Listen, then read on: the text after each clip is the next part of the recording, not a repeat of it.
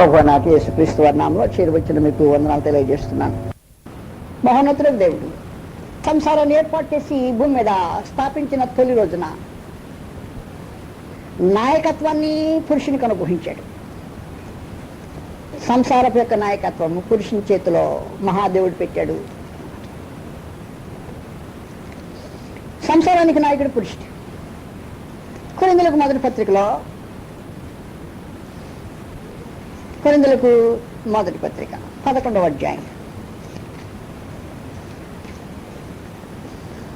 11వ అధ్యాయం ఎత్తేసిన తర్వాత నేను ప్రభాతం గురించి భోజనం గురించి మాట్లాడేట్లా ఈ సందర్భంలో మహోన్నతుడు ఏర్పాటు చేసిన అధికార నియమాన్ని నేను మీకు తెలియచేయబోతున్నా. 2వ వచనం నుండి, మీరు అన్ని విషయంలో నన్ను జ్ఞాపకం చేసుకొనొచ్చు, నేను మీకు అప్పగించిన కట్టడలను గైకొనుచున్నారని మిమ్మల్ని మెచ్చుకొనుచున్నా. ఆ కట్టడేంటో, ప్రతి పురుషునికి శిరస్సు క్రీస్తనియు, స్త్రీకి శిరస్సు కట్టడంటే స్త్రీకి శిరస్సు పురుషుడనియు, క్రీస్తునకు శిరస్సు దేవుడనియు మీరు తెలుసుకునే వాళ్ళని కోరుచున్నాను. ఏ పురుషుడు తల మీద ముసుగు వేసుకుని ప్రార్థన చేయనులాగా ప్రవచించునో ఆ పురుషుడు తన తలను అవమానపరచును. ఏ స్త్రీ తల మీద ముసుగు వేసి కనుక ప్రార్థన చేయను లేక ప్రవచించునో ఆ స్త్రీ తన తలను అవమానపరచును. ఏలయనగా అది ఆమెకు క్షౌరము చేయబడినట్టుగానే ఉండును. స్త్రీ ముసుగు వేసుకుని ఎడల ఆమె కొనని ఎడల ఆమె తల వెంట్రుకలు కత్తిరించుకొనవలెను. కత్తిరించుకుంటేను క్షౌరము చేయించుకుంటేను స్త్రీకి అవమానమైతే ఆమె ముసుగు వేసుకొనవలెను. పురుషుడైతే దేవుని పోలికయు మహిమయున్నాడు గనుక తల మీద ముసుగు వేసుకొనకూడదు. కానీ స్త్రీ పురుషుని మహిమయ్య ఉన్నది. దాంతో గుర్తుపెట్టి 8వ వచనం అసలు వచ్చింది. ఏలయనగా స్త్రీ పురుషుని నుండి కలిగినే గాని పురుషుడు స్త్రీ నుండి కలుగులే. మరియు స్త్రీ పురుషుని కొరకే గాని పురుషుడు స్త్రీ కొరకు సృజింపబడలే. ఎవరెవరికి? స్త్రీ పురుషుని కొరకు. సాటైన సహాయం ఎవరికి చేద్దాం అనుకున్నాడు? నరుడు ఒంటరిగా ఉంటే మంచిది కాదు, వాని కొరకు సాటైన సహాయము చేదును అని అనుకున్నాడు. కనుక పురుషుడు స్త్రీ కొరకు చేయబడలా, స్త్రీ పురుషుని కొరకు చేయబడింది. స్త్రీ పురుషుని కొరకు చేయబడిన తర్వాత నాయకత్వపు తలాలు మహాదేవుడు పురుషుని చేతికి అప్పగించి నడిపించాల్సిన బాధ్యత నీది. నీ కొరకు ఏమను సాటి అని సహాయంగా చేశాను. నువ్వు నా మాట వినాలి, నా మాటలో ఈమెను నీవు నడిపించాలి. అది ఏదంతో టెక్ అనుభవం. మొట్టమొదటి నీవు నా మాట వినాలి. నా మాటలో నీవు నీ భార్యను నీ మాట పక్కన నడిపించాలి. అందువల్ల మహాదేవుడు స్త్రీని నిర్మించక ముందుగానే ఆదికాండం 2వ అధ్యాయం 17వ వచనంలో పురుషునికే స్త్రీ లేనప్పుడు ఒక ప్రత్యేకమైన ఆజ్ఞ ఇచ్చాడు. ఆజ్ఞ మీకు తెలిసిందే. ఏదైనా తోటలో ఉండే వృక్ష ఫలాల గురించి మాట్లాడి అయిపోయిన తర్వాత అయితే తోట మధ్యలో ఉండే వృక్షముని గురించి మంచి చెడ్ల తెలివినుచు వృక్ష ఫలమును నీవు తినకూడదు. మీరు తినకూడదు అనలేదు, నీవు తినకూడదు. నీవు దాన్ని తినొద్దినమున నిశ్చయముగా చచ్చేదవు అని నరునికి ఆజ్ఞాపించాడు. నరునికి ఆజ్ఞాపించిన రోజున నారి చేయబడలా. కనుక నరునికి ఆజ్ఞాపించి నీవు నా మాట వినాలి అని చెప్పిన తర్వాత 18వ వచనం మనం అనుకున్నట్టుగా నరుడు ఒంటరిగా ఉంటా మంచిది కాదు. అప్పుడు ఏం జరిగిందంటే నరుడు దేవుని యొక్క ఆజ్ఞను పొందాడు. ఆజ్ఞ పొందిన తర్వాత తనకు సాటి అయిన సహాయమును పొందాడు. ఆజ్ఞ ముందు సాటి అయిన సహాయము తర్వాత. అందువల్ల నీవు నా మాటలు అనుసరించు, నీతో పాటు సాటి అయిన సహాయము నీ కొరకు చేసిన దాన్ని నీ మాటలు అనుసరించి నడుస్తూ ఉండని. అది సంగతి. నువ్వు ఆయనకు నేర్పించు, నా మాట బోధించు, నువ్వు నడువు, తను నడిపించు. అది దేవుని యొక్క ఉద్దేశం. అంతేగాని స్త్రీని నడిపించమని దేవుడు ఎప్పుడు ఉద్దేశించి స్త్రీని ఏర్పాటు చేసి పెట్టాల. ఒకవేళ పురుషునికి ఈ దినాల్లో దైవనియమం తెలియలా, పురుషుడు విశ్వాసి కాడు, కానీ వివాహం అయిపోయింది. స్త్రీయే విశ్వాసి. అప్పుడు ఏం చేయాలి? పురుషునికి దైవ నియమం తెలియదు, స్త్రీకి మాత్రమే తెలుసు. విశ్వాసి అయిన భార్య, అవిశ్వాసి అయిన భర్త. అప్పుడు ఏం చేయాలి? స్త్రీ పురుషునికి నేర్పించాలా? అవునా? బోధించడానికి వెళ్ళేది. మరి ఏం చేయాలి? ఏం చేయాలో గ్రంథం చెప్పింది. చదువుతాను గ్రంథం తీసి. బలమైన ఆయుధము మహాదేవుడు స్త్రీ చేతిలో పెట్టాడు. నీ భర్తను ఆకర్షించే పద్ధతి ఇది. బోధించడం కాదు, బోధించకుండానే తమ భార్యల నడవడి వలన రాబట్టబడవచ్చును అనేసాడు. కాబట్టి స్త్రీకి గుణము అనేది బలమైన సాధనము, దాన్ని వాడండి అంటాడు మహాదేవుడు.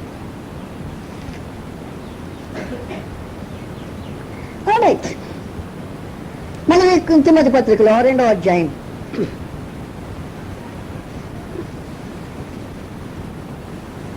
తిమోతి 2వ అధ్యాయంలో, మరియు స్త్రీలను అనకవి స్వస్థ బుద్ధి గలవారినాయండి, తగు మాత్రపు వస్త్రముల చేతనే గాని జళ్లతోనైనా బంగారంతో ముత్యములతోనూ మిగిలిన వెలగల వస్త్రముతోనే అలంకరించుకొనక దైవభక్తి గలవారమని చెప్పుకున్న స్త్రీలకు తగినట్టుగా సక్రియల చేత తమను తామను అలంకరించుకునవలను.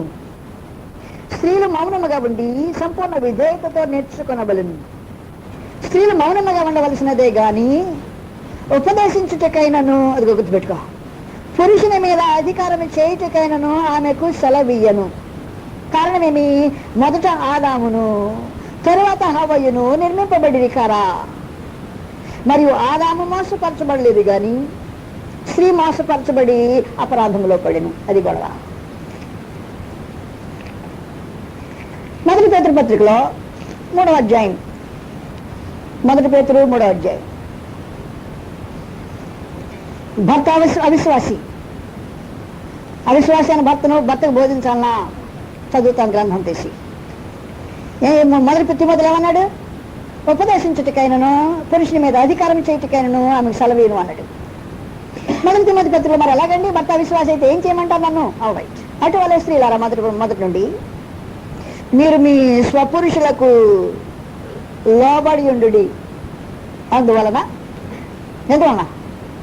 లోబడి ఉండటం వలన వారిలో ఎవరైనాను వాక్యమునకు అవిధేయులైతే వారు భయముతో కూడిన మీ పవిత్ర ప్రవర్తనను చూచి వాక్యము లేకుండానే తమ భార్యల నడవడి వలన వాళ్ళు రాబట్టవచ్చు. మీకు అర్థమైంది? ఇప్పుడు ఏం చెప్పింది? బోధించొద్దు అన్నాడు. మరి ఎట్లా ఏమని తెలిసేదంటే, నేను బలమైన సాధన మీ చేతిలో ఇచ్చాను అన్నాడు. ఏమి ఇచ్చామంటాను? బోధించి రాబట్టలేవు.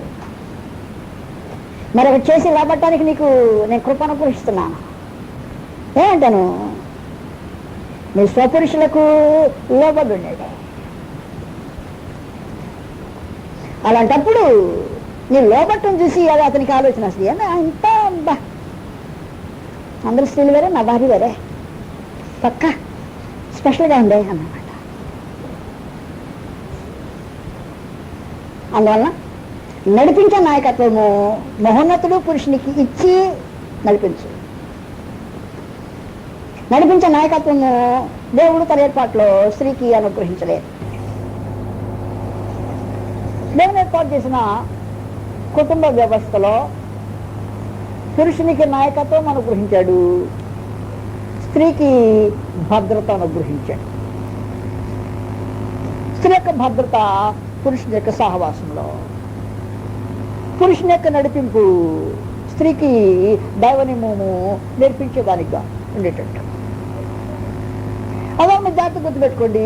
ఆదర్శమైన సంసారంలో మహాదేవుడు ఉద్దేశించినట్టు పురుషుడు నడిపించువాడు, స్త్రీ వెంబడించాడు. ఒకవేళ భర్త వాక్యానికి అవిధేయుడు తెలియని వాడైతే నడిపించడానికి వాక్యం చెప్పో దెబ్బలాడో తగదాడో కాదు అన్నమాట. వినయముతో కూడిన మీ పవిత్ర ప్రవర్తనను చూచి వాక్యము లేకుండానే భార్యలను నడవడి వలన రాబట్టవచ్చు. కానీ తొలిలోనే సంసారము దెబ్బతింది.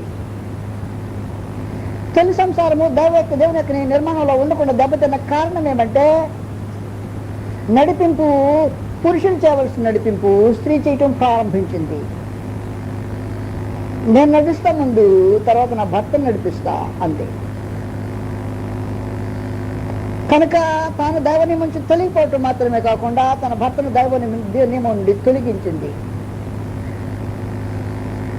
నడిపింపు జాగ్రత్తగా మహాదేవుడు ఏర్పాటు చేసినట్టు సంసారం యొక్క నడిపింపు పురుషునిది, నడిచేది స్త్రీ. కనుక పరలోకానికి మనుషుని తీసుకెళ్ళడానికి సంసారం భూమి మీద ఏర్పాటు చేసి పెట్టిన ఉద్దేశం ఏమంటే, ఏం చెయ్యి, మీ ఇద్దరూ ఒకరి ఒకరు అనురాగం కలవారై, ఎడబాయాలు లేని వారై, ఒకరి సుఖ దుఃఖంలో ఒకరు పాలు పొందుతున్న వారై, దైవ నియమంలో ఒకరినొకరు సహాయం చేసుకుంటూ వెళ్ళండి. అందువల్ల నీ అంతరంగ పురుషుడు పరలోకాన్ని సిద్ధపడుతుంటాడు, నీ జంట యొక్క అంతరంగ పురుషుడు పరలోకం సిద్ధపడుతుంటాడు. ఎందుకంటే అక్కడ పెళ్లిళ్ళు చేసుకోరు, పెళ్లికి ఇవ్వడరు. అక్కడికి పోవాలంటే ఈ పెళ్లి చేసుకునే జంట ఒకరికొకరు సహాయం చేయడానికి, ఎందుకంటే సహాయం ఇంకొకరికి ఎవరు చేయగలరు. నేను వరకే మాట్లాడతా.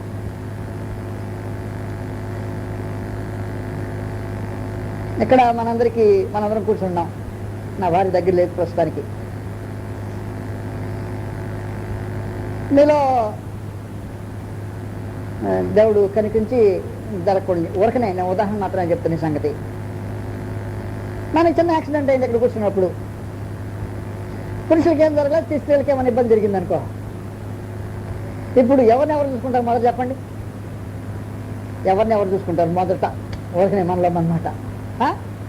ఎవరు చూసుకుంటారు? నవ్వుతారు ఎందుకు? కరెక్ట్గా చెప్పకూడదా? ఎవరు చూసుకుంటారు అంటే, ముందు నా భార్య ఆడుందని భర్త చూసుకుంటాడు, నా పిల్లలు ఆడని, ఆ తర్వాత మొత్తటి బ్రదర్ గురించి. అవునా కాదా? నేను ఊరకనే అంటున్నానని మీరు ఏమనుకోవాల్సిన అవసరం. కరెక్టే కాదు? కరెక్టే. ఒక ఊరు ఉంది, ఆ ఊర్లో మొత్తానికి ఒక నీళ్ళ వలన జ్వరాలు వచ్చినాయి. ఊర్లో అందరికి వచ్చింది, దాదాపు ఎక్కువ మందికి వచ్చినాయి. వస్తే ఈయనకి రాలా. అప్పుడు ఎవరిని చూస్తాడు? మెయిన్గా ఇంట్లో ఎల్లింట్లో కూడా వచ్చింది. ఎవరు చూస్తాడు? మెయిన్గా భార్యని పిల్లలను చూసుకుంటాడు. అంతేమన్నమాట, మహాదేవుడు ఏర్పాటు చేసిన ఈ ప్రత్యేకమైన ఏర్పాటులో నువ్వు ఎక్కువగా ప్రేమించేది, నువ్వు ఎక్కువగా బాధ్యత చూపించేది, ఎక్కువగా భారం వహించేది.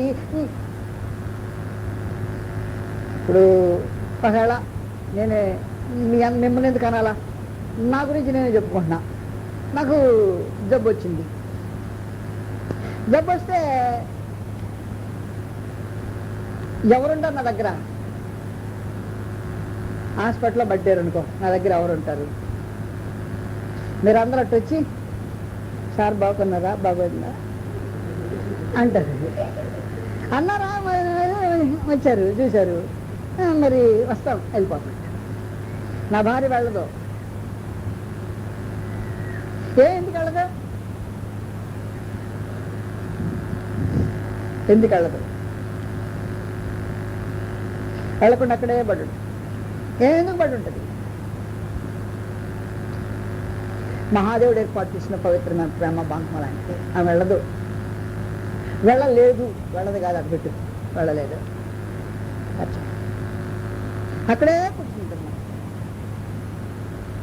లేకపోతే అక్కడే పక్కన ఏదైనా కూర్చున్నలాగే ఉంటుంది. ఎంతకాలం ఉంటుందంటే, వచ్చిన వాళ్ళు ఏ ఊరు నుంచి అన్నా కానీ వస్తే వరకు మొహమాటం కోసం వచ్చాము, చూడలేకపోతే అనుకుంటారని కూడా కొంతమంది వస్తారు. ఏమో హాస్పిటల్లో ఉండి చూడలేదు అనుకుంటారేమని వెళ్ళే వాళ్ళు కూడా ఉంటారు. ఎందుకంటే వాళ్ళ సంభాషణ వింటానప్పుడు హాస్పిటల్లో ఉన్నదామా, మనం పోకపోతే ఏమని అనుకోరా, పోయి చూసేద్దాం అనుకునేవాళ్ళు నాతో మాట్లాడిన వాళ్ళు ఉండరు సంగతి. కాబట్టి మొహమాటం కోసం చూస్తానికి వెళ్తారన్నమాట. భారీ మొహమాటం కోసం చూస్తానికి వాళ్ళతో తన ప్రాణం అక్కడ ఉంటుంది. తను తిన్నా తినకపోయినా, అనుభవించకపోయినా, నిద్రపోయినా, ఎవరు వచ్చిపోతున్నా అంతవరకు వాళ్ళు వచ్చిపోయేవాళ్ళే, కానీ తాను వచ్చిపోయేది కాదు. అలాగే నా భార్యకి వచ్చింది అనుకో, నేను వచ్చిపోయేవాడిని కాదు, నేను అక్కడే తన దగ్గర ఉండేవాడిని. వాస్తవమైన సంగతి. ఇలాంటి బాంధవ్యం కలిగిన ఈ మనుషులు దేహంలో మాత్రమే కాదు ఆయన కోరేది, నీకంటే నీ ఆత్మను గురించి ఆలోచించగలిగిన వారు మరొకరుండరు అంతే. అందువలన వివాహపు వ్యవస్థను ఏర్పాటు చేసినప్పుడు, శరీరంలో ఇలాంటి పవిత్రమైన బాంధవ్యం పెట్టినప్పుడు, ఏకమైన మనసు ఏర్పాటు చేసినప్పుడు ఆయన ఏముద్దేశించాడంటే, మీరు అంతరంగంలో ఉండే నా స్వభావ స్వరూపాలకు ఒకరికొకరు సహాయం చేసుకుంటుండండి అన్నాడు. కానీ దాని కొరకు నడిపించు పురుషుడు నడిపించాలి, ఈ స్త్రీ వెంటబడాలి అన్నాడు. ఒకవేళ పురుషుడు వాక్యానికి అవిధేయుడైతే భార్య యొక్క నడవడి వల్ల పురుషుడు రాబట్టబడవచ్చు అన్నాడు. కానీ వాస్తవమైన సంగతి ఏమంటే, ఈ భూమి మీదే నీ బ్రతుకుల యొక్క అంతం కాదు. కనుక ఈ వివాహం యొక్క వ్యవస్థలో పరలోకం కొరకు మనుషుల్ని కాదు, ఆయన స్వార్థ చెప్పడానికి వెళ్ళాడంట. ఈ ఊరు వెళ్ళాడు, ఆ ఊరు వెళ్ళాడు, ఆ ఊరు వెళ్ళాడు, ఆ ఊరు ఊర్లు తిరుగుతున్నాడు. నాకులాగా నెనలేక నా ఉద్యోగం ఊర్లో తిరిగే ఉద్యోగం. కానీ ఆత్మ రక్షించబడిందో లేదో అది పట్ల, ఆ పిల్లలు ఏమన్నా క్రీస్తులోకి వస్తారో లేదో అది పట్ల, నేను ఊర్లు తిరిగి బోధ చేస్తాను. నేను చెప్పే పాయింట్ మీకు అర్థం కాదు. ఊర్లు తిరిగి బోధ చేసేవాడు తన భార్య ఆత్మ సంబంధంగా క్షేమంగా ఉందో, తన బిడ్డలు క్రీస్తు నియమంలో ఉన్నాడు, ఆలోచించాల్సిన బాధ్యత లేదా? అలా పెట్టాడు తినటానికి ఉంది, ఉండటానికి ఉంది, సమస్తం ఉంది, మరి లోపల ఆత్మను గురించిన ఆలోచన లేదు. అలాంటి బ్రతుకులు బ్రతికే స్వార్థకులు ఉన్నారు ఈ రోజున. అందరూ చెప్పొస్తాడు, ఇంట్లో మాత్రం ఖాళీ. ఇది ఈ అమ్మ వేరే వాడి అనుసరించేది, సాతానికాన్ని అనుసరించేది ఈ అమ్మ. ఆ పిల్లలు దయాలమ్మ తిరిగేవాడు. అచ్చా ఈయన పోయి అక్కడ మరి స్వార్థ చెప్తూ ఉంటాడు భయంకరంగా. వాళ్ళని మలుచుతూ ఉంటాడు, మారుస్తుంటాడు. వాళ్ళని మారుస్తాడు కానీ ఈ అమ్మనేం చేయలేదు. అలాగే తల్లులు కూడా ఉన్నారు. మీ సంగతి కాదు, నేను మీ అందరూ మంచి వాళ్ళు, పురుషులు స్త్రీలు మీ గురించి కాదు నేను చెప్తాను సుమా. మళ్ళీ నా మీద కేసు పెట్టద్దు. నేను మామూలుగా లోకంలో జరిగే సంగతి చెప్తున్నా. ఈ అమ్మ మంచి దైవభక్తి కలిగింది, వాళ్ళ సంగతి వాళ్ళ సంగతి అందరి సంగతి ఆలోచన చేస్తుంది. ఒకవేళ తన భర్త వాక్యానికి అవిధేయుడు అనుకో, అతను రాబట్టడానికి వినయంతో కూడిన పవిత్రమైన ప్రేమబంధంతో భర్తను వాక్యం లేకుండా రాబట్టడానికి విధేయురాలై ఉంటుందో ఉండదో. తన భర్తను రాబట్టడానికి ప్రత్యేకమైన వినయంతో కూడిన భయంతో కూడిన పవిత్రమైన ప్రవర్తన ఉండాలి. ఒకవేళ నీ భర్తను రాబట్టడానికి అదే మార్గం, వేరే మార్గం లేదు.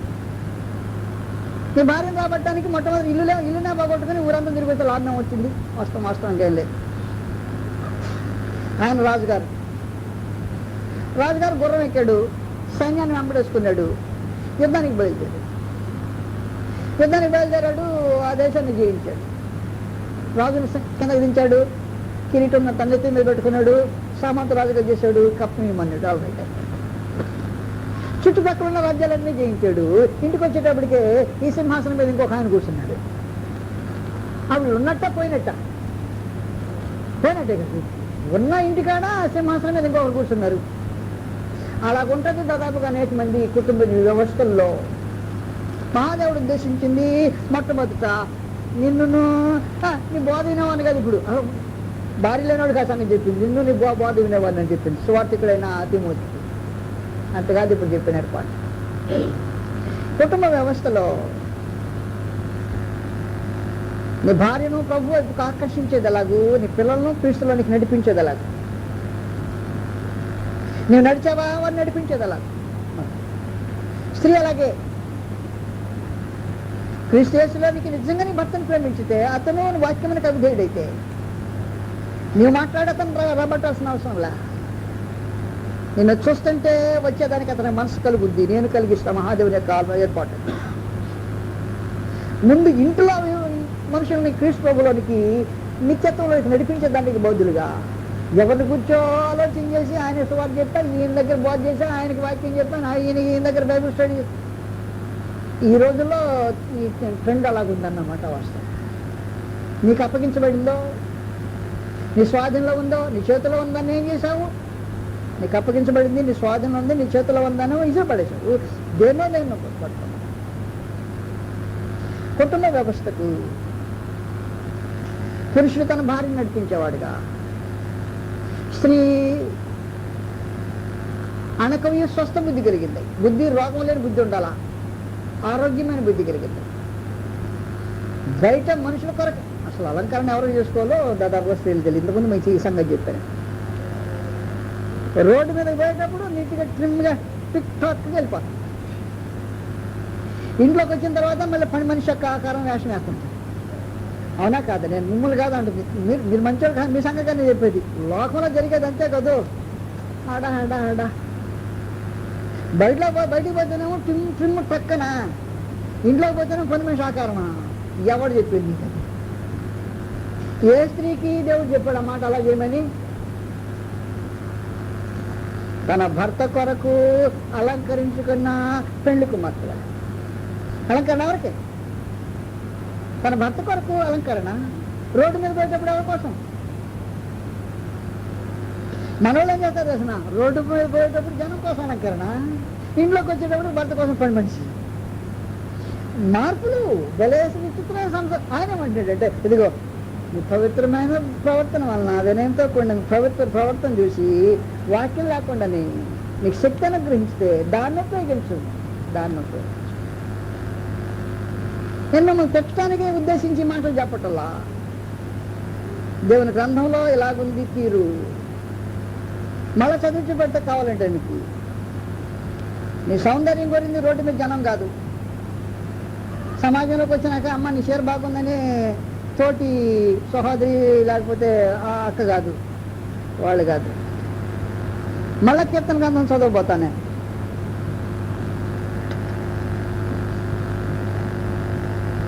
కీర్తన గ్రంథంలో 45వ అధ్యాయం అనుకున్నాము. 10వ వచనం చదవబోతున్నాం. మళ్ళీ కుమారి ఆలకించుము, ఆలోచించి చెవియొద్దుము. నీ స్వజనమును నీ తండ్రి ఇంటిని మరుగు. ఎప్పుడు చూసినా ఆమెకు అదే కాపం, వెట్టి మరుగుము.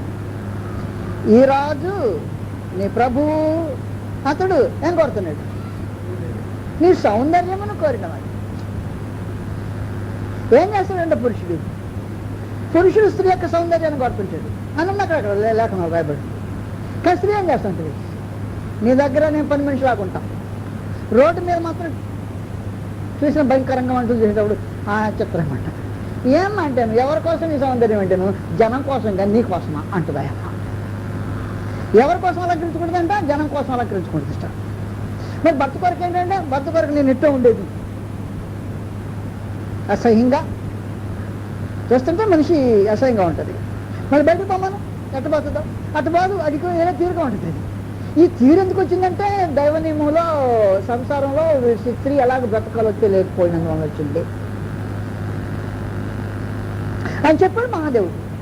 ఎలాగ రాబట్టేది నీ భర్తని అని అతని సౌందర్యం అనుకోవాలి.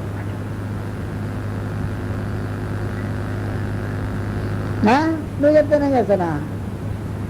ఇంటికాడ మురిగ్గా ఉంటా, అసహ్యంగా.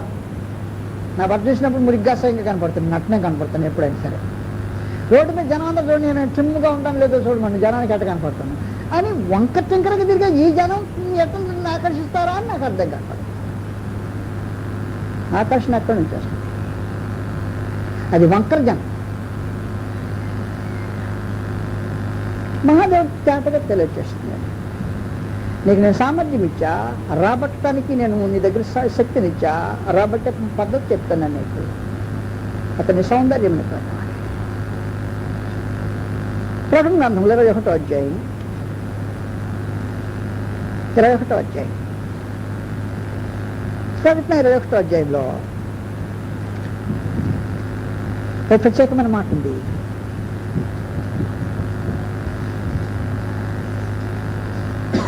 రెండవ వచనంలోనే, మరియు నేను నూతనమైన యెరూషలేము అను ఆ పరిశుద్ధ పట్టణము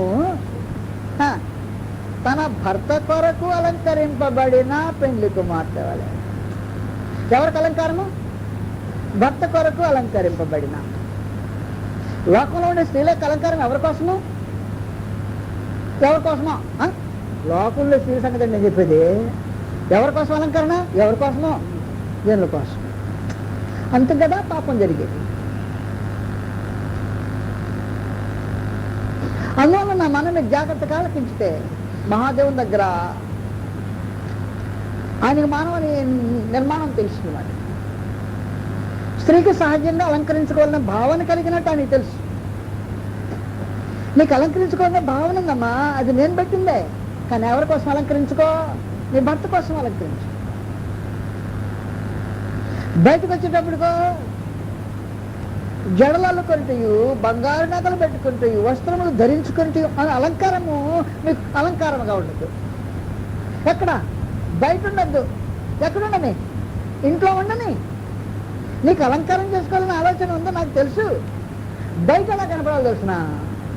సాధువైనట్టు, మృదువైనట్టు, అక్షయమను గుణము మీకు అలంకారం. నేను చెప్పాను, బయటికి పోయినప్పుడు సాధువైనట్టు, మృదువైనట్టు, అక్షయమను గుణము మీకు అలంకారంగా ఉండాల. మీ భర్తలకు లోబడుతున్నారనే అలంకారం నీకు అలంకారం. బయటికి పోయినప్పుడేమో అది, లోనున్నప్పుడేమో ఇది. మంద బయటికి పోయినప్పుడేమో అది, లోనకి పోయినప్పుడు అది, లోనకి పోయినప్పుడు కూడా ఇది లేదులే. ఇది మరి ఇంకోటి, బయటికి పోయినప్పుడు ఉన్నదేదో దానికి విరోధంగా లోనకి పోయినప్పుడు ఉండదు అనమాట. ఆటోమేటిక్గా మహోన్నతుడు దేవుడు చెప్పాడు, నీ భర్తని నీ మార్గంలో ఒకడు వాక్యానికి అవిధేయుడా, నీ మార్గంలో అతను నడిపించుకోవాలని ఆలోచన ఉందా? ఆలోచన ఉంటే ఇదిగో నా రహస్యం నీ చేతికిస్తున్నా. ఏం చేయమంటాను? తన భర్త కొరకు అలంకరించుకున్న పెండ్లి కుమార్తె ఎలా ఉంటుందో తన భర్త కొరకు అలంకరింపబడిన స్త్రీ బయటకు ఉన్నప్పుడు సాధువైనట్టు, మృదువైనట్టు. చీరేసుకున్న తర్వాత ఒక వెట్టి చీర, మంచి పట్టు చీర కట్టుకుంది అనుకో అమ్మ తల్లి. పట్టు చీర కట్టుకుంటే మ్యాచింగ్ కావాలి. ఇప్పుడు పట్టు చీరకు మ్యాచింగ్ ఏంటంట? చీర పట్టుదా. ఇప్పుడు మ్యాచింగ్ ఏంటి? బంగారం ఉండద్దా? ఇప్పుడు పట్టు చీర కడితే బంగారు వస్తువులు పెట్టుకోవాలి. సొంత లేకపోతే అప్పు కన్నా ఎరువు పెట్టుకోవాలి. నేను చెప్పాను నీకు అర్థమైంది. ఎరువు పెట్టుకునే అలవాటు పడుకోండి. ఎరువు కూడా లేదనుకో అంటే మెరిసేదన్నా రోడ్డు గోల్డ్ అని పెట్టుకోవాలి. ఎందుకంటే ఇది పట్టుది కాబట్టి దానికి మ్యాచింగ్ అన్నమాట. మహాదేవుడు పట్టు దానికి మ్యాచింగ్ లాగా రెండు రకాలైన ఆభరణాలు ఇచ్చాడు స్త్రీలకు. చూపెడతాడు మీకు. పట్టు కట్టుకో, బంగారు వస్తువులు పెట్టుకో అన్నట్టుగా మహాదేవుడు కట్టుకునే బట్ట ఇచ్చాడు, పెట్టుకునే వస్తువులు ఇచ్చాడు. రెండుని చూపెడుతుంది నీకు. అవి పెట్టుకో, మనం ఇంకేమైనా పెట్టుకుంటాం. కాకపోతే అప్పన్న చేసి నిప్పు లాంటిది అన్నమాట. అది చేస్తూ ఉంటాం.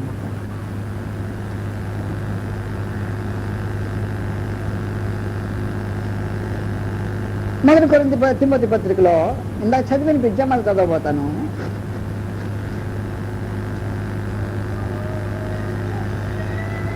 తొమ్మిదవ వచనం. మరియు స్త్రీలు ఏం చేయాలి? అణకవయు స్వస్థ బుద్ధియు. అణకం అంటే లోపల ఉండేట. అణకవయు స్వస్థ బుద్ధి అంటే రోగం లేని బుద్ధి గలవారయ్యండి. తగు మాత్రపు వస్త్రముల చేతనే గాని, మొదటి తిమోతి 2వ అధ్యాయం 9వ వచనం. తగు మాత్రపు వస్త్రములతోనే గాని, జడలతోనైనను, బంగారముతోనైనను, ముత్యములతోనైనను, మిగుల వెలగల వస్త్రములతో అయ్యో అలంకరణ ఏం కడుతుంది స్త్రీలు. అలంకరించుకొనక దైవ భక్తి గలవారమని చెప్పు స్త్రీలకు తగినట్టు ఏం చేయాలి? సత్క్రియల చేత, బంగారు సొమ్ములు, సత్క్రియల చేత తమను తాము అలంకరించుకొనవలను. ఇదిగో చెవికి ఒక సత్క్రియ, ముక్కుకు ఒక సత్క్రియ, చేతులకు సత్క్రియలు, కాళ్ళకి సత్క్రియలు, అలంకరించు. మరి బట్టలు చెప్పలేదేమంటే బట్టలు మనకు పట్టు కట్టుకోవద్దు. అవును, బట్ట సంగతి మనకు చెప్తున్నప్పుడు మొదటి పేతురు పత్రికలో 3వ అధ్యాయం 4-5 వచనాలు.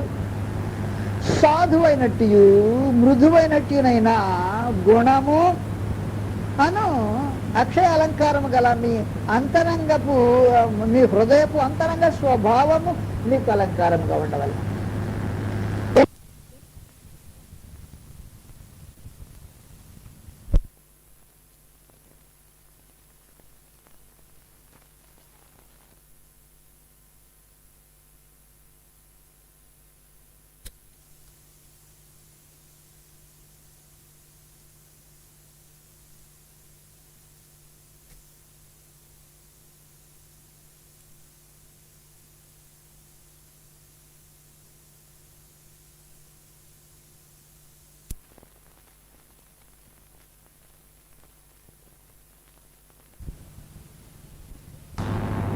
ఏది 5వ వచనం అంటున్నాడు, అటువలే పూర్వము దేవుని ఆశ్రయించిన పరిశుద్ధ స్త్రీలను తమ స్వపురుషులకు లోబడి ఉండుట చేత తమ్మును తాము ఏం చేశారు? బట్టలు వేసుకుంటారు. అలంకరించుకోవాలంటే అన్న బట్టలు వేసుకున్నట్టు అలంకరించు, పట్టుబట్టలు పెట్టుకొని బంగారు వస్తువులు పెట్టుకున్నట్టుగా.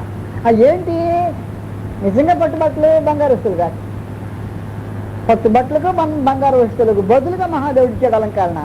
అదిగో మనం ఏం చేస్తామంటే దాదాపుగా అవి మాత్రం ఇచ్చిన మూలం పడే, దేవుడు ఇచ్చిన మాకెందుకు, మేము తెచ్చుకునే మాత్రం మాకు కావాలా, లేకపోతే కావాలంటే దెబ్బలాడతాం కావాలంటే.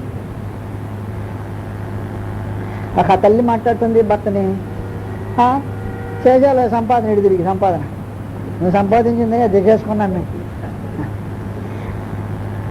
ఆయన సంపాదించిందంటే దిగేసుకుందంటే ఇప్పుడు అంటే ఏమన్నమాట. ఇప్పుడు ఆయన చూడు, ఆ అమ్మకు చూడేమండి మొన్న ఆయన తీశాడు, ఇదిగా ఆ పిల్ల చూడేముందో అది ఆయన తీశాడు, ఈ చెప్పడం మొదలెట్టింది. దిగేసుకున్నదంటే అంటే ఏమి నేనేం తీసుకొచ్చి పెట్టావు మా సెంటు బంగారాలు, పక్షుల జనాంబరాలు తీసుకొచ్చి పెట్టావా?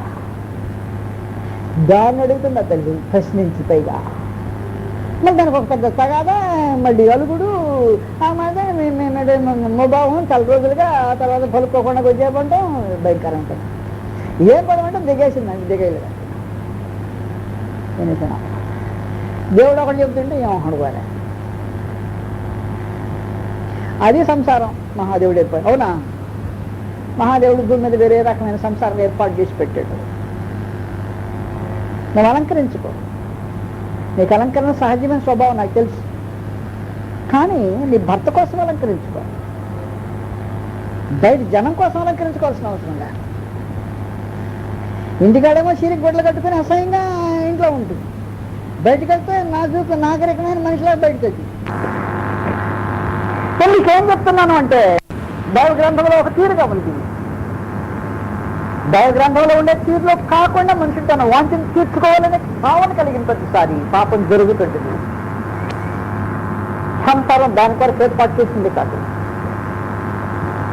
ఒకరినొకరు ప్రోత్సహించుకోవటానికి, ఒకరినొకరు బలపరచుకోవటానికి, ఒకరి వేళ ఒకరు సుఖదుఖాలు పంచుకోవటానికి, ఒకరి వేళ ఒకరు ఆశలు తీర్చుకోవటానికి మహాదేవుడు ఉద్దేశించి సంసారాన్ని పెట్టి దేహంలో మీరు సుఖదుఖాలు పంచుకునేటట్టుగా ఆత్మ సంబంధమైన మీ వ్యక్తిత్వాన్ని ఒకరి వేళ ఒకరు అనురాగం కలిగిన వారు పెంచుకుంటే పరలోకంలో సంసారాలు ఉండవు.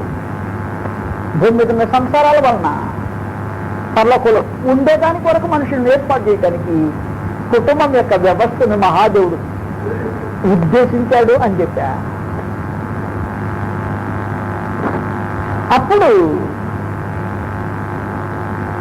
ఈ కుటుంబ వ్యవస్థను మహాదేవుడు ఉద్దేశించిన తీరునికి అర్థమైతే ఎలా మనుషులు కావాలి, పరలోకమందున దేవునికి ఇష్టంగా ఎలా బ్రతకాలి, అవసరమైనప్పుడు ఎలాగూ మార్పులు చేసుకోవాలి అనే సంగతి అర్థం అవుతుంటది. గీతలు రాసిన పత్రికలో చదివాం కదా 5వ అధ్యాయము తిరిగి 16వ వచనం చూస్తాము. నేను చెప్పినదేమనగా ఆత్మానుసారముగా నడుచుకొనిడి, అప్పుడు మీరు శరీరేచ్ఛను నెరవేర్చరు. శరీరం ఆత్మకును ఆత్మ శరీరమునకును విరోధముగా ఏం చేస్తుందంట? అపేక్షించనంటే కోరికలు కోరుకుంటాం. ఆత్మ యొక్క కోరిక వేరే, శరీరం యొక్క కోరిక వేరే.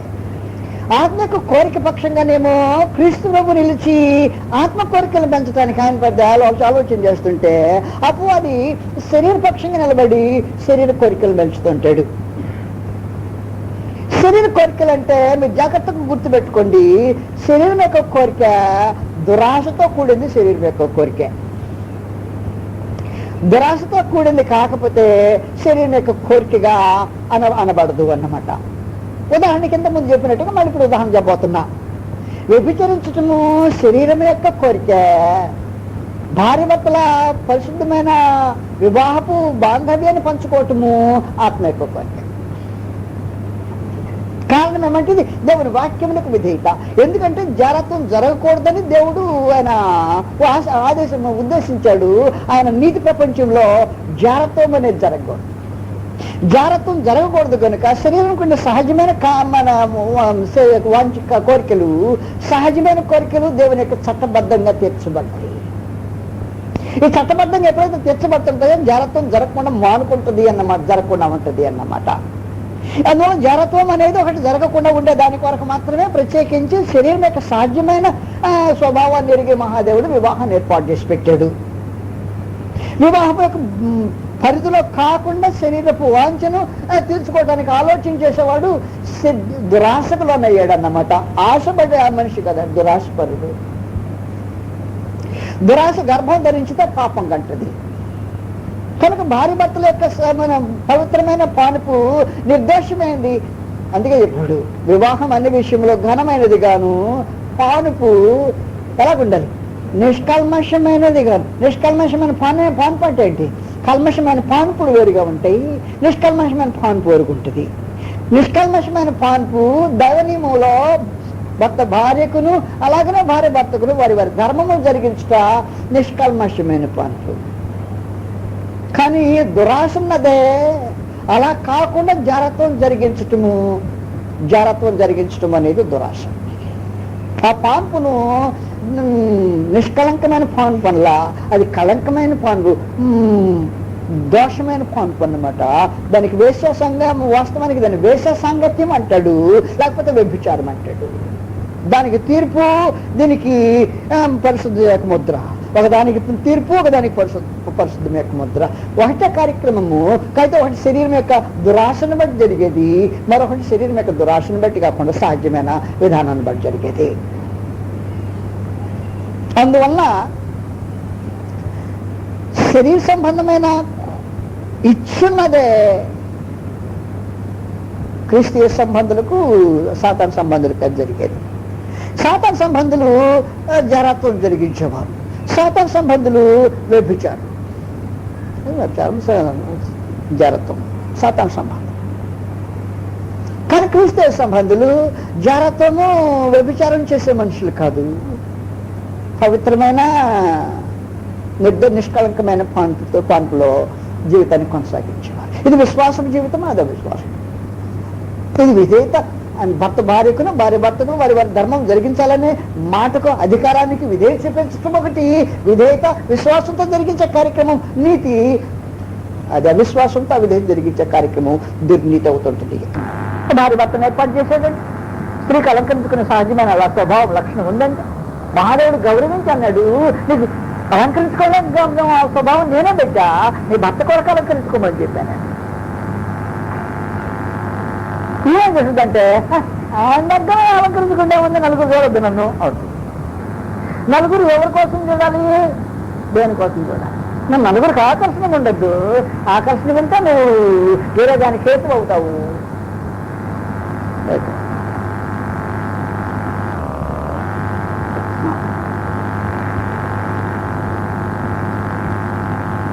మీకు సంగతి తెలియకపోవచ్చు, దైవ నియమానికి విరోధంగా శరీరం యొక్క వాంఛలు తీర్చుకోవాలని ఆలోచన చేసిన స్త్రీ పురుషులు ఏం చేస్తారంటే, ఆ స్త్రీ వయసు అంతా, తన విద్యా యోగ్యతలు ఎంత, లేకపోతే తన పరిస్థితి ఎంత, ఆ టైపులో కుర్రాడు తయారవుతుంది. లేదు ఏమో చూసిన దాంట్లో ఆ మనిషి యొక్క వయసు అంతా, ఆ ఏర్పాటు అంతా, అతను నాగరికత అంతా, దాని టైపులో ఇవాళ తయారవుతుంది. నేను కళ్ళాకు తీసిన సంగతి చెప్తాను. ఎందుకంటేను అతను నేను ఆకర్షించాలని నేను కోరుతుంటుంది, ఆవిడ నేను ఆకర్షించాలని ఇటు కోరుతుంటుంది. అందువల్ల ఏం చేస్తాడో తెలిసిన, తనకు అనుకూలమైన డ్రెస్ ఇతడు, ఈమెకు అనుకూలమైన డ్రెస్ వాడికి అనుకూలమైన డ్రెస్ ఆమె వేసుకొని టిక్ టాక్లు కనపడుతుంది. ఏం కదా ఏం రీజన్ ఏం లేదు. ఇది భర్త కొరకు అలంకరించుకునే స్త్రీ కాదు, భార్య కొరకు ఉద్దేశించిన పురుషుడి కాదు. ఇద్దరు కాకుండా వేరే ఎవరి కోసమో ఆలోచన చేసే స్త్రీ, మరొక దానికోసమో ప్రయత్నం చేసే ఈ పురుషుడు జాగ్రత్త కొరకు మహాదేవుడు ఉద్దేశించిన ఖచ్చితంగా. మీకేం చెప్తున్నాను అంటే, దైవ గ్రంథంలో ఒక తీరుగా ఉంది.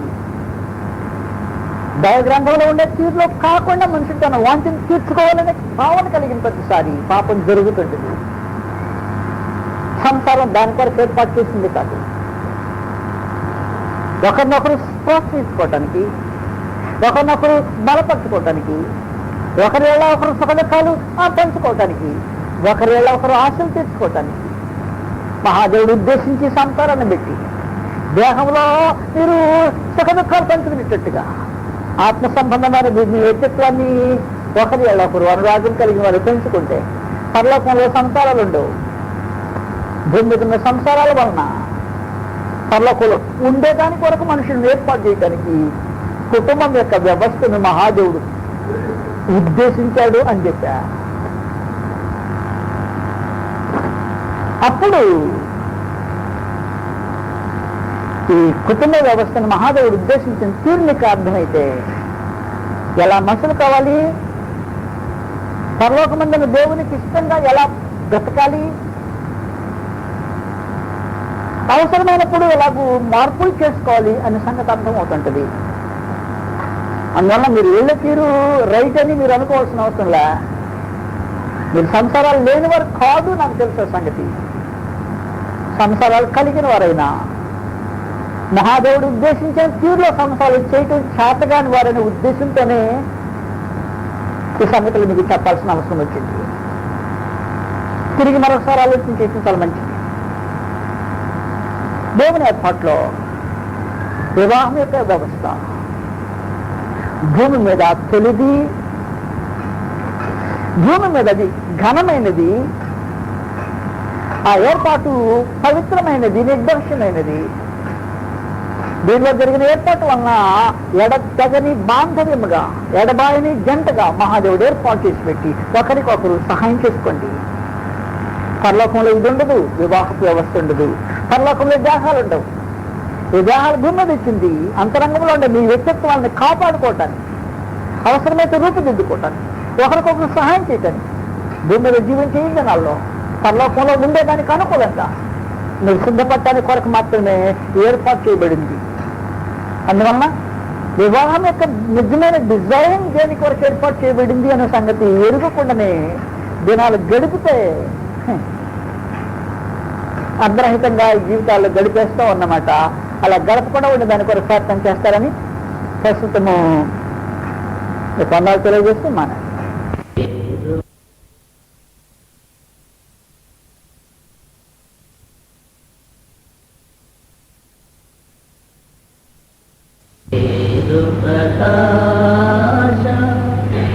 స్తుతి పాడుటకు యెహోవా సాలవు 10,000 నాలుకలు మీతో పోల్చుటకు సర్వేశ ఎవరు లేదు ప్రకాశ సృష్టికర్తవే సర్వగుణా సకల ప్రాణుల పోషకుడా సృష్టికర్తవే సర్వగుణా సకల ప్రాణుల పోషకుడా స్వయం గరుడా సజీవుడా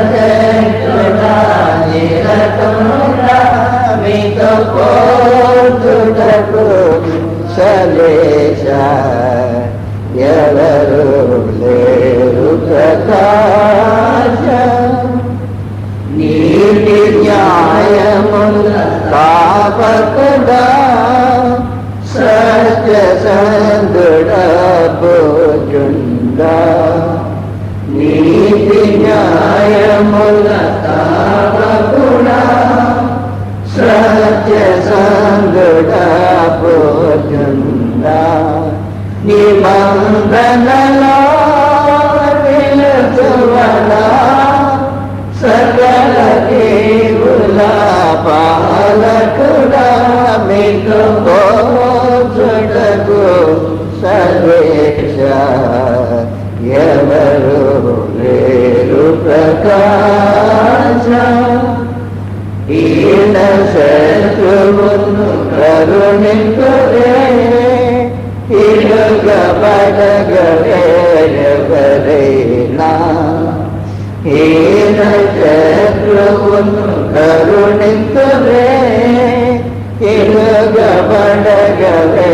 ఇరుగబడగవేరెవరైనా కృపనిడితే నాలులని ఎరుగకయే చేసి తిరనచో మీతో పోల్చుటకు సదేశ ఎవరు లేరు ప్రకాశ క్రీస్తునందు నిత్య సంకల్పమే జ్ఞానమసగు వేదానముగా క్రీస్తునందు నిత్య సంకల్పమే జ్ఞానమసగు వేదానముగా విజయులకు విమోచనగా సర్వమసగు దానమిగా మీతో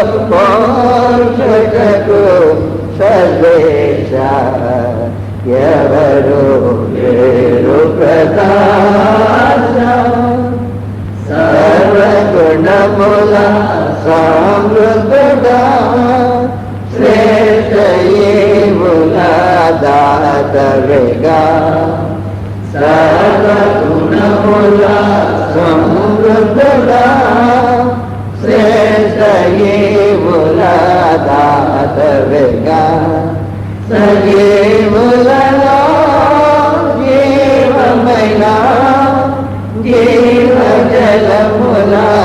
జీవజలములాయోగవేగా నీతో పోల్చుటకు సదేశ ఎవరు లేరు ప్రకాశ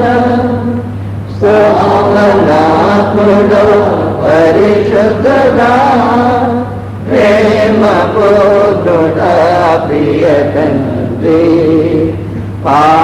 పావనాత్ముడు పరిశుద్ధుడా ప్రేమ పోతుడా ప్రియ తండ్రి పాడెదమో వేడెదమో సోప్రగానము చేయుదమో మీతో పోల్చుటకు సదేశ ఎవరు లేరు ప్రకాశ శృతి పాడుటకు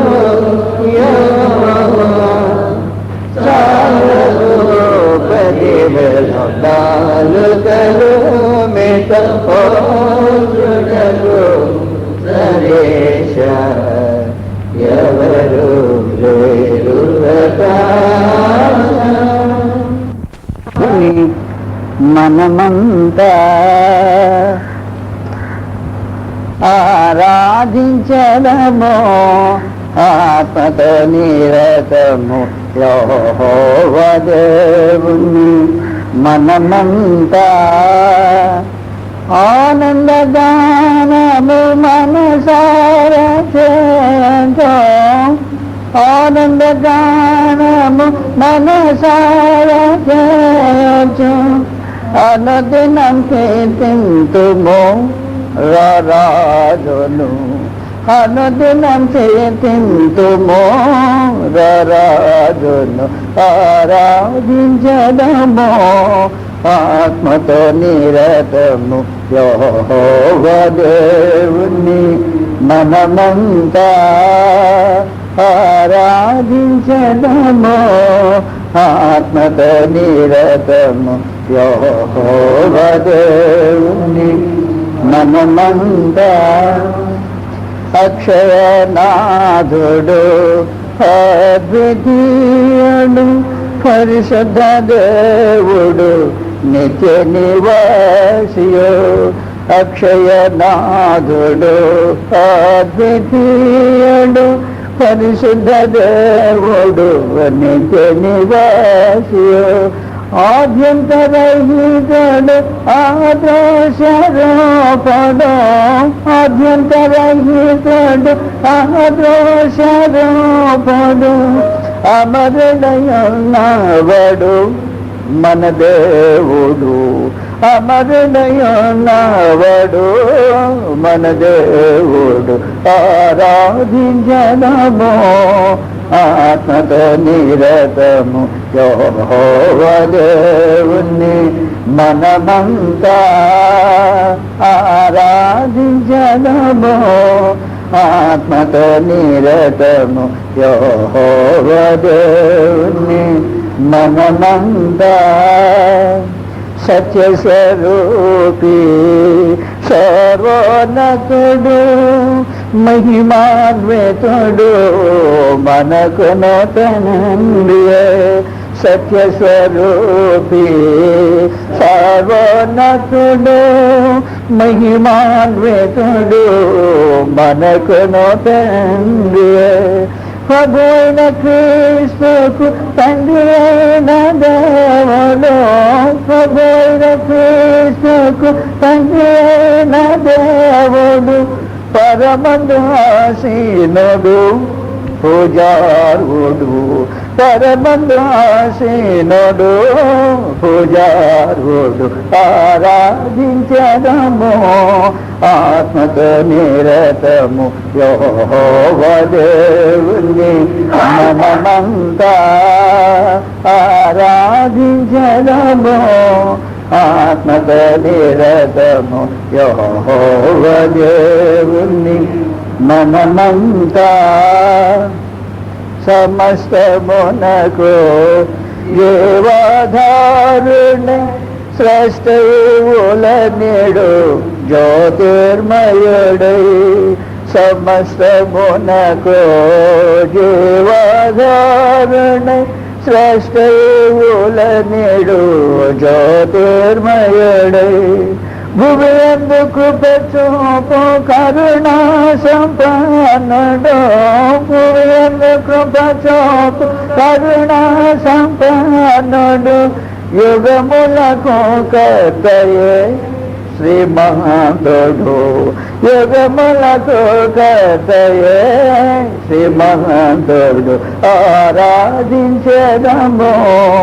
ఆత్మతో నిరతము యెహోవా దేవుణ్ణి మనమంతా ఆరాధించదము ఆత్మతో నిరతము యెహోవా దేవుణ్ణి మనమంతా ఆనందగానము మనసార చేయొచ్చు ఆనందగానము మనసార చేయొచ్చు అనుదినం కీర్తింతుము రాజును అనుదినం కీర్తింతుము రాజును ఆరాధించదము ఆత్మతో నిరతము యెహోవా దేవుణ్ణి మనమంతా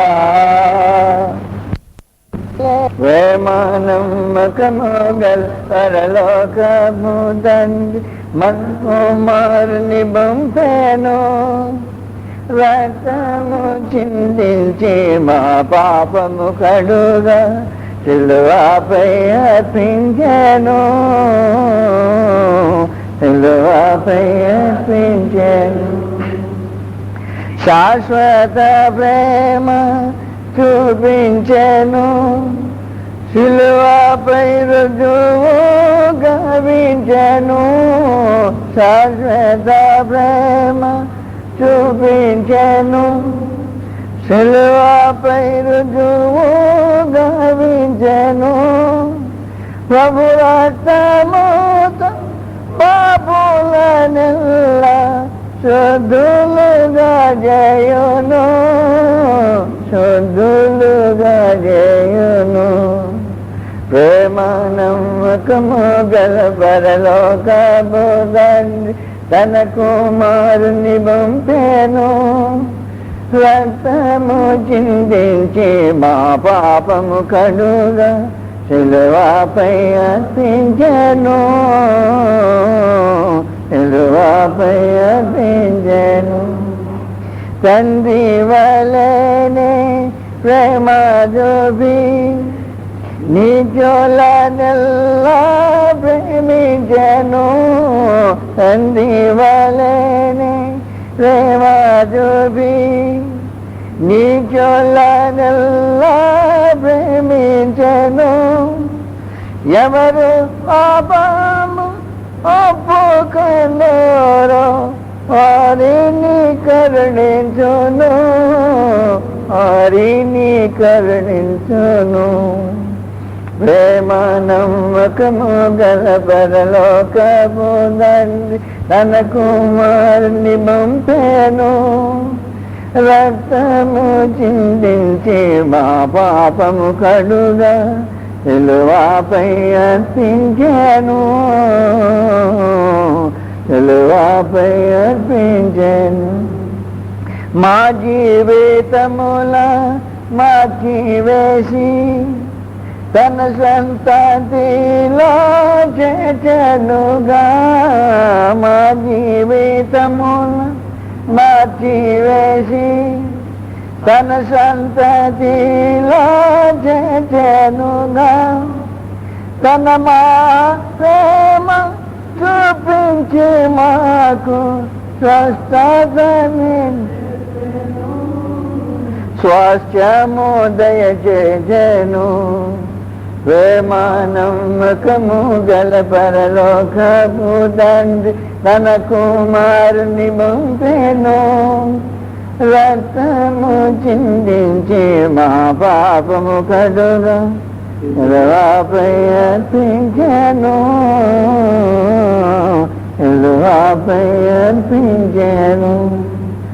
ఆత్మ శరీర ప్రాణముల